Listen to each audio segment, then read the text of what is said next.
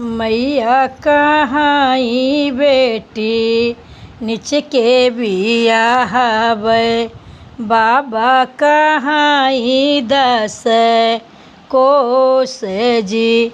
भैया कहाई बहिनी काशी बियाहबै, निति उठी करायस नान जी।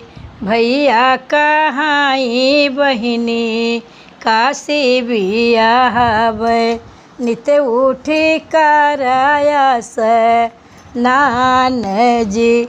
मैया कहाई बेटी निस दिन आनबै, बाबा कहाई छठी मास जी।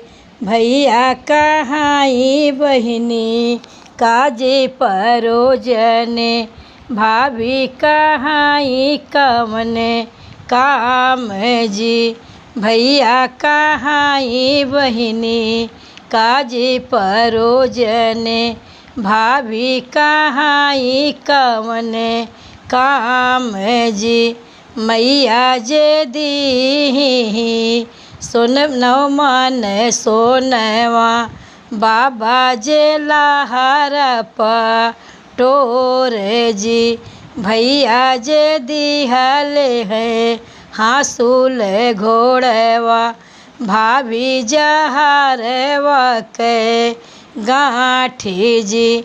भैया जे दिहले है हाँसूल घोड़वा, भाभी जहरवा के गाँठ जी। मैया का सोनवा में 9 दिन खाबै, फट जइहे लहर पटोर जी। भैया का घोड़वा में नागर घुमाउबै, भौजी के आब जस होई जी। भैया का घोड़वा में नागर घुमाउबै, भौजी के आब जस होई जी।